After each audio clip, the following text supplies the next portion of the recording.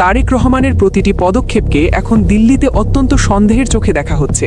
আওয়ামী লীগ নেতাদের মুক্তি পাওয়ার কোনো লক্ষণ নেই, বরং যারা জামিন পাচ্ছেন তাদের ফটক থেকে পুনরায় নতুন মামলায় গ্রেপ্তার করে অন্ধকার প্রকোষ্ঠে পাঠিয়ে দেওয়া হচ্ছে। বিএনপির এই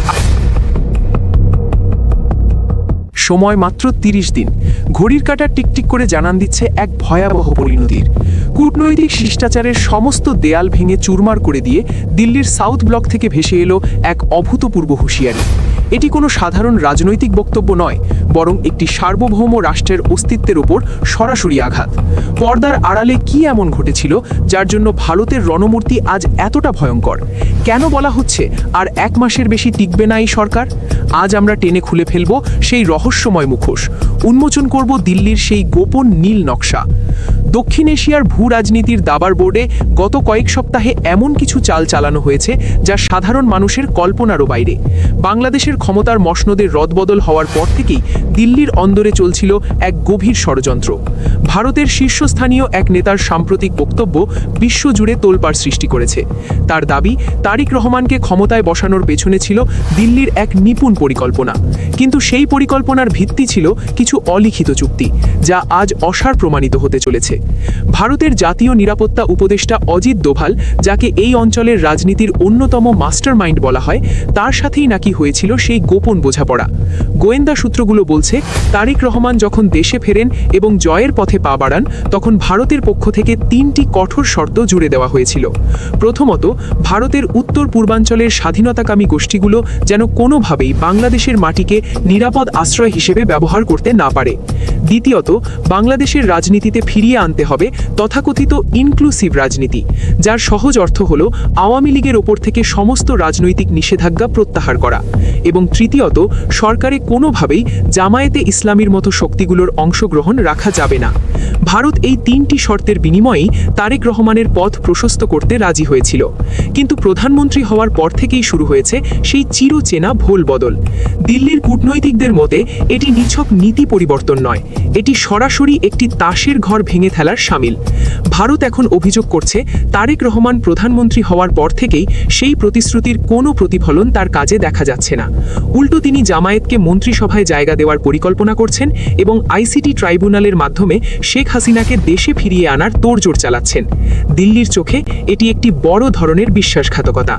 কথায় আছে, ঘর পোড়া গরু সিঁদুরে মেঘ দেখে ভয় পায়। দিল্লির জন্য তারেক রহমানের পূর্বের শাসনকাল ছিল অত্যন্ত তিক্ত অভিজ্ঞতায় ভরা। ২০০৪-এর স্মৃতি ভারত এখনও ভোলেনি, আর তাই নতুন সরকারের বয়স মাত্র ১ মাস পার হতে না হতেই ভারত তার রণমূর্তি ধারণ করেছে। তারেক রহমানের প্রতিটি পদক্ষেপকে এখন দিল্লিতে অত্যন্ত সন্দেহের চোখে দেখা হচ্ছে। আওয়ামী লীগ নেতাদের মুক্তি পাওয়ার কোনো লক্ষণ নেই, বরং যারা জামিন পাচ্ছেন তাদের ফটক থেকে পুনরায় নতুন মামলায় গ্রেপ্তার করে অন্ধকার প্রকোষ্ঠে পাঠিয়ে দেওয়া হচ্ছে। বিএনপির এই আড়ালে লুকিয়ে থাকা আসল ছবিটি যখন দিল্লির কাছে স্পষ্ট হতে শুরু করেছে, তখনই তারা আর কোনো বিশেষ দূতের অপেক্ষা না করে সরাসরি আলটিমেটাম দেওয়ার সিদ্ধান্ত নিয়েছে। অজিত ডোভালের সেই হুঁশিয়ারি কোনো কূটনৈতিক মারপ্যাচে মোড়ানো ছিল না। তিনি সরাসরি বাংলাদেশের নীতি নির্ধারকদের সামনে বসিয়ে ১ মাসের টাইম বাউন্ড হুঁশিয়ারি দিয়েছেন। সেই বার্তায় স্পষ্টভাবে বলা হয়েছে, ১ মাসের মধ্যে যদি আওয়ামী লীগের ওপর থেকে নিষেধাজ্ঞা না ওঠে এবং আইসিটি ট্রাইব্যুনালের সাজা বাতিল না করা হয়, তবে ভারত তার জাতীয় স্বার্থ রক্ষায় যে কোনো চরম ব্যবস্থা নিতে বাধ্য হবে। এমনকি ভারতের ফৌজ বাংলাদেশের সেনা অভিযান পরিচালনা করতেও দ্বিধা করবে না, এমন এক ভয়ঙ্কর ইঙ্গিত লুকিয়ে আছে সেই বার্তার পরতে পরতে। নয়াদিল্লির সাউথ ব্লকের সেই গুমোট ঘরে কি হয়েছিল? নির্ভরযোগ্য সূত্রের খবর অনুযায়ী অজিত ডোভাল কোনো কূটনৈতিক শব্দজালের আড়ালে লুকোননি। তিনি সরাসরি বাংলাদেশের শীর্ষ গোয়েন্দা কর্মকর্তাদের সামনে বসিয়ে এমন এক হুমকি দিয়েছেন যা শুনলে যে কোনো সার্বভৌম রাষ্ট্রের মেরুদণ্ড দিয়ে হিমশীতল স্রোত বয়ে যাবে।